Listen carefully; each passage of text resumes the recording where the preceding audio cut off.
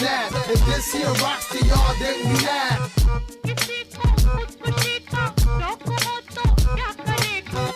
Whatever she said, then I'm mad. If this here rocks to y'all, then we mad.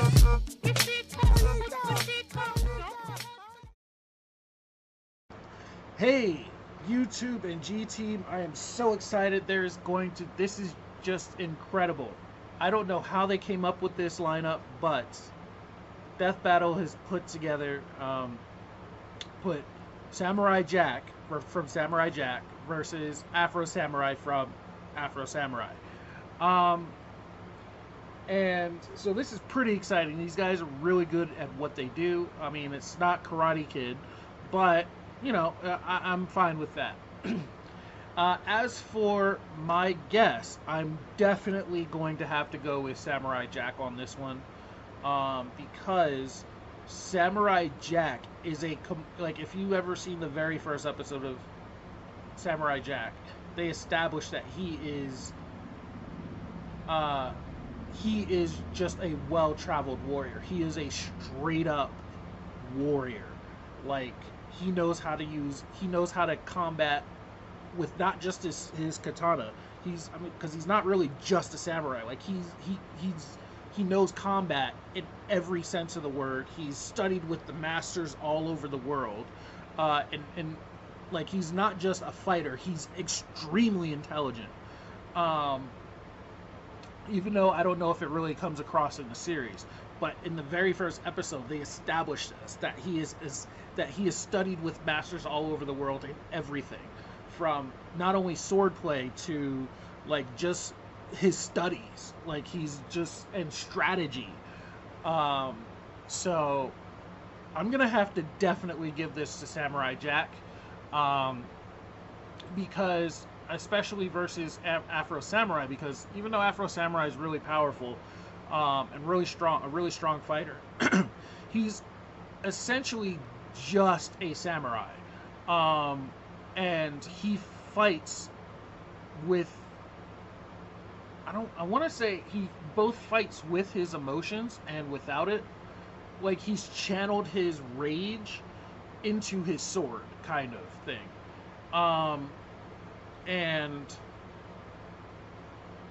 yeah, yeah, that's basically it. Like, he's channeled his rage. He's if you've ever seen Afro Samurai, he's very stoic and he doesn't show very much emotion. He just lets his sword do the talking.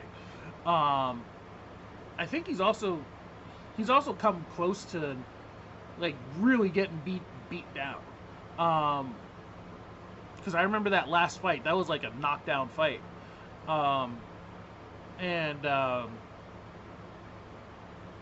For him to become the champion, that was like a straight up knockdown fight, and if I remember correctly, he like barely won it.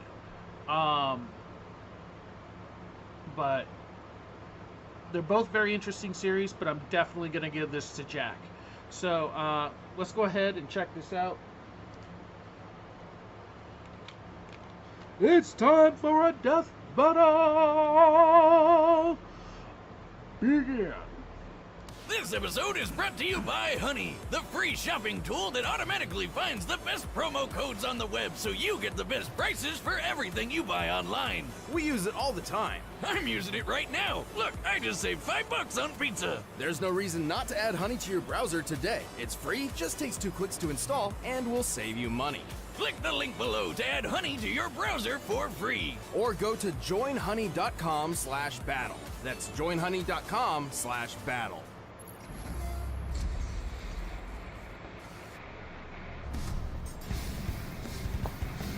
Among the soldiers of history, the samurai is one of the most prestigious and dangerous. So let's pit 2 of the best of them in a fight to the death.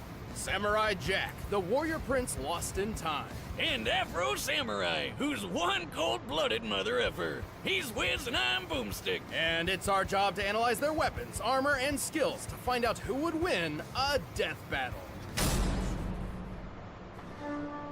Long ago, in a distant land, Aku, the shape-shifting master of darkness, unleashed an unspeakable evil. But a foolish samurai warrior wielding a magic sword stepped forth to oppose me. I mean him. And that nameless samurai became known as Jack. Jack was out. Jack. Yo, Jack was Jack. Doesn't really strike fear into your enemies. Young Jack was the son of a Japanese emperor who had imprisoned Aku years before. However, upon Aku's return, the emperor and his army were quickly defeated. The last of all hope remained in the hands of his son. Oh, look how small he is. Well, to prep for beating the snot out of Aku, little Jack traveled the world, 75. training with the best of the best. Most notably, he learned Gotta get horseback that riding from back. a sheikh, staff fighting in Africa, wrestling from gladiators, axe throwing from a Russian boyar, mounted combat from the Mongols, martial arts from Shaolin monks, and And archery from freaking Robin Hood. You know, everyone's favorite talking fox. Ooh, da lolly. wrong Robin Hood. That's your opinion. Jack's progress was exceptional. At just 8 years old, he defended a whole village from a band of marauders. All before he could even legally drink the good stuff. 17 years later, he was ready for the final boss. He just needed one more thing. His pajamas. No, his katana. Katana, pajama, tomato, Alfredo. It's all the same. But before Jack could put his training to good use, Aku pulled a bitch move and zapped him hundreds of years into the future. What a waste. Just like when you spend 4 sleepless years struggling through college and then find out too late that nobody cares about your English major. I thought you graduated from the School of Evil Science or something. Well, you still have to pick a major. Should have chose a more practical one, Wiz, like mine.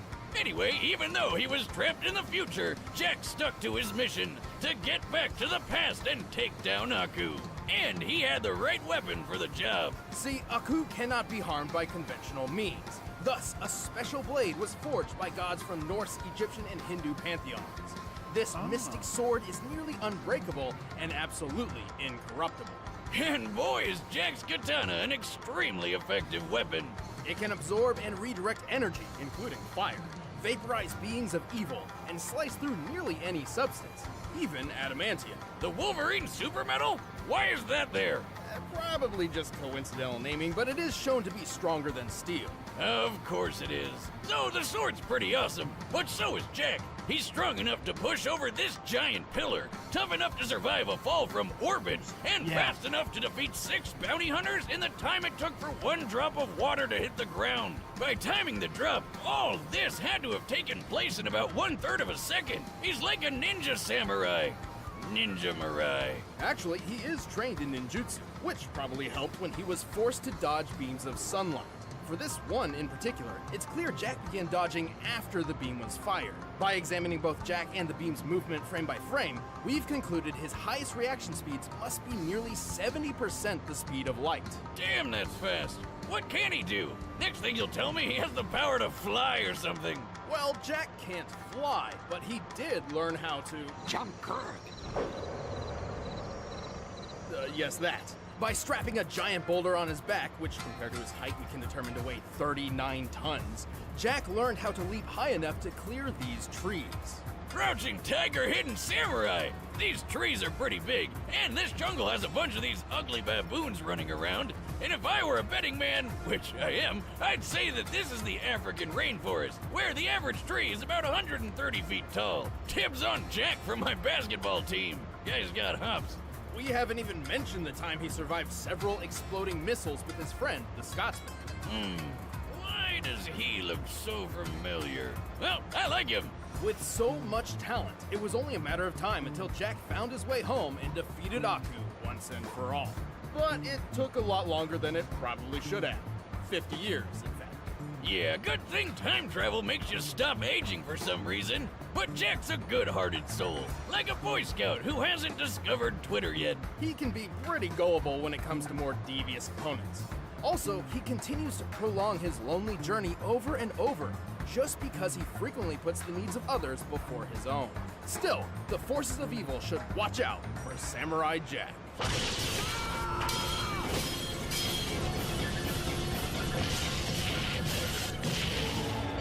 Who else wants some?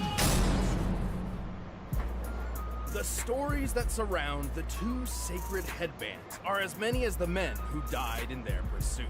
What's so special about some strips of head cloth? Legend says they were created by the gods, or they can grant the wearer supernatural powers. But in truth, the headbands only bring pain and loss. Such was the case with Afro Samurai. Wait, did his parents really call him Afro? Talk about setting big expectations. Well, no, it's a nickname, but even if they did, have you seen his dad? I think they knew what to expect. Damn, just look at it. Oh, and hey look, he's got the #1 headband.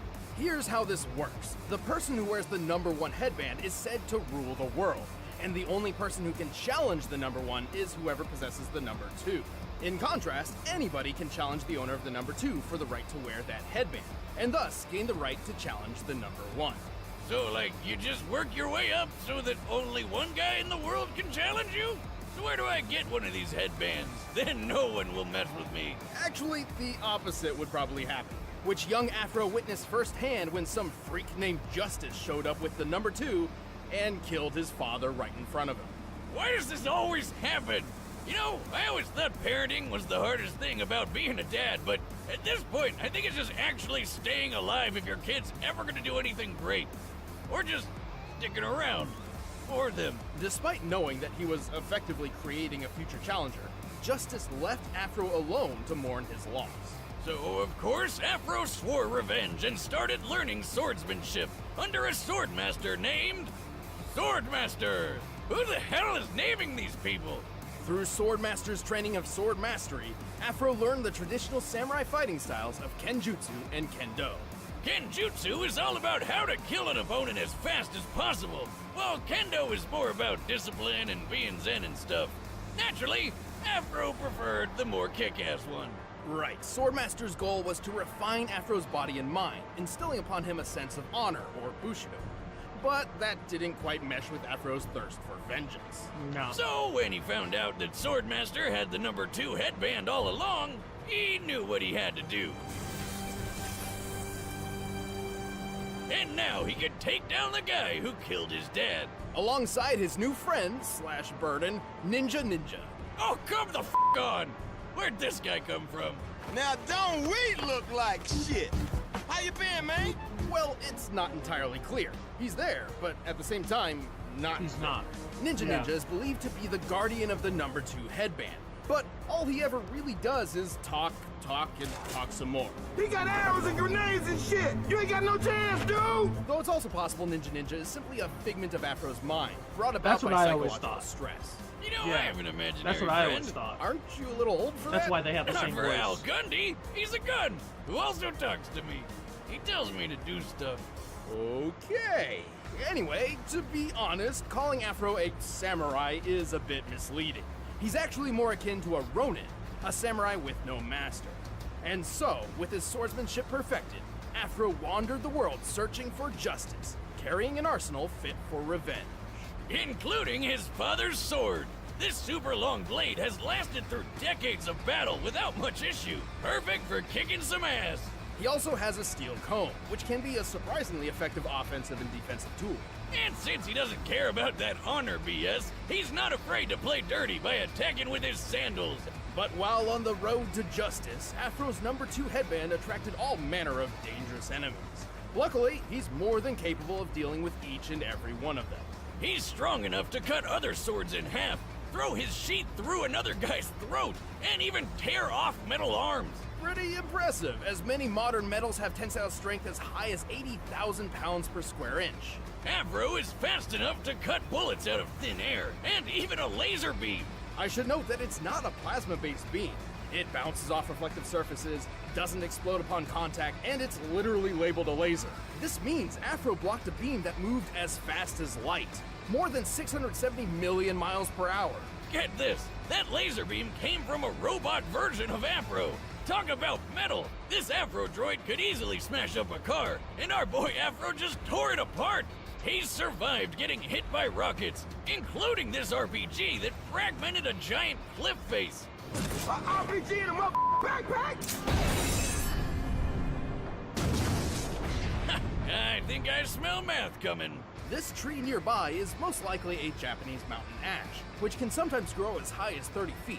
With that in mind, we compared its height to the fragmentation created by the explosion, and compared the resulting surface area to the shear force for granite. With this, we deduced the RPG's highest possible explosive yield must be around 72 tons of TNT. Damn, what kind of mega rocket launcher are these guys packing? Where do I get it? Many stood in his way, and Afro didn't get through them all unscathed. But by the end, he cut down justice, took his revenge in hand, and proved to the world that Afro Samurai is #1. Why you gotta kill all my men? Why you gotta kill me? Nothing personal. It's just revenge. All right, the combatants are set. Let's end this debate once and for all. But first, looking at these swords makes me want to sharpen my knives for my Blue Apron meal tonight.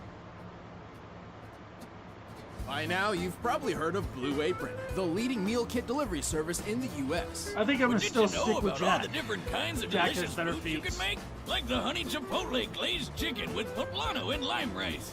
There's plenty to choose from, I think since the they one offer that's 12 new recipes probably each the week. most troublesome All you is have to the, do is choose the 2, 3, or 4 is that the sound fact best that to you, Afro and blocked they that deliver it laser. right to your door.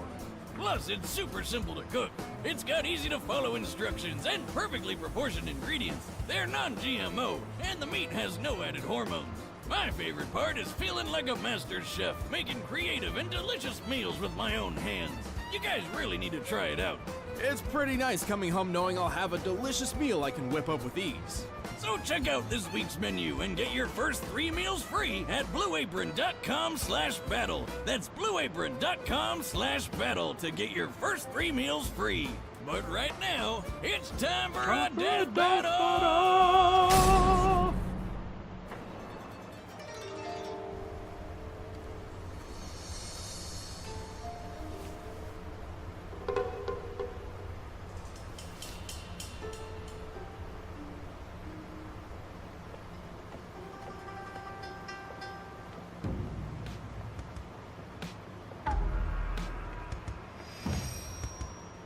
I always wanted to play that Afro Samurai Your game. sword smells I only of played blood. the I only played So the does demo. yours.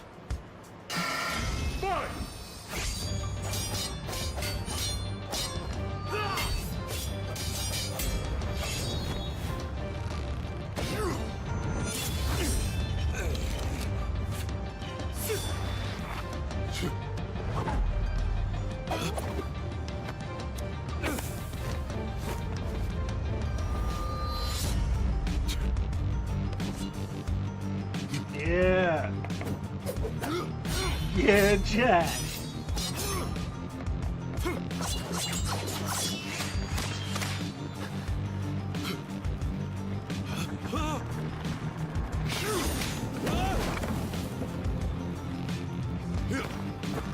Yeah, Afro don't give a crap. You jump good. Oh, thank you. Ooh.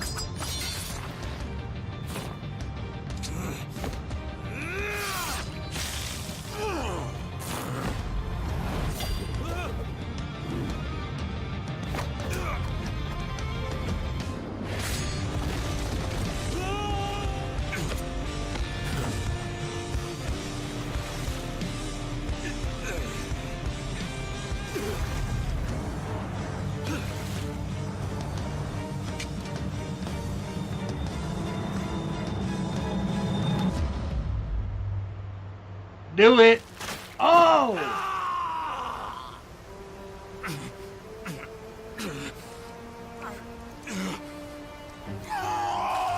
I knew it! Jack! Jack! I knew it! Jack!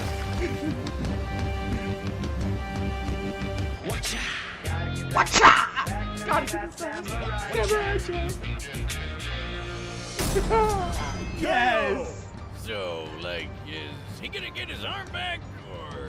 Afro was an exceptional warrior, and his skills would absolutely dominate most sword fights. However, Jack has had a lot of experience with opponents who fight dirty, and Afro could not stand up to his physical superiority. Yeah, Afro never showed strength like how Jack lifted that 39-ton boulder. Jack could react as fast as 70% the speed of light. Afro did block that light speed laser beam, but based on the distance between him and the Afro droid, he only needed to react around 21% the speed of light to do this. Still putting him at impressive relativistic speeds, but not even half as quick as Jack. Also, while Afro survived that mega-sized RPG explosion, don't forget how Jack survived a fall from orbit. While it does seem the spacesuit was responsible for Jack's surviving re-entry, it certainly can't be held solely accountable for the final impact.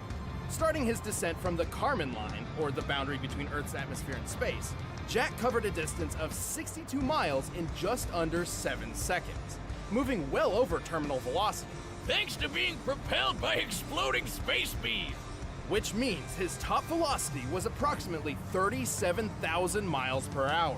Adding the spacesuit's weight to his own, this means his impact force must have equaled about 19 megatons of force. Way more than anything Afro survived. And then he just got up and walked away. Badass. In the end, Jack was just too fast, too strong, too tough, and too well trained for Afro to handle. The winner is Samurai Jack. Yep, knew it. I knew it. I said so. Thanks for watching. If you That's guys want exactly exclusive what I commentary said. on the episode, just click that little box right over there. And if you want the battle music from this episode, you can get it by clicking the link in the description.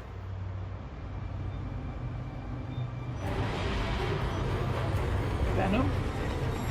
No, Carnage.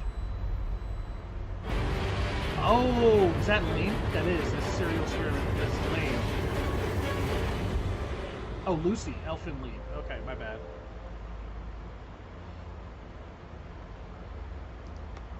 So, yep, that went exactly as I expected it was gonna go, which was that basically Afro lost because Samurai Jack was because Jack is a complete warrior.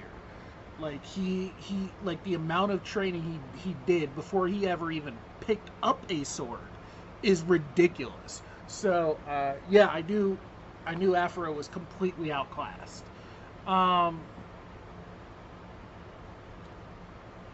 course, you know, still wanna get Karate Kid in the mix with Death Battle. I would love to see him in here,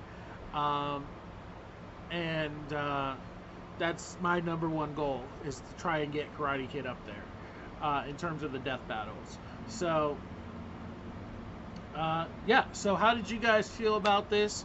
There's probably some people that are going to be real salty about it, but if you've seen Samurai Jack, you know Jack had this.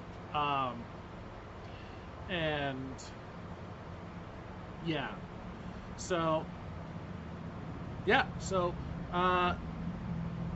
till next time, you guys, be excellent to one another and party on, dudes.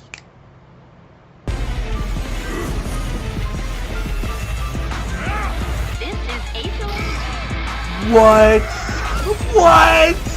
That is awesome!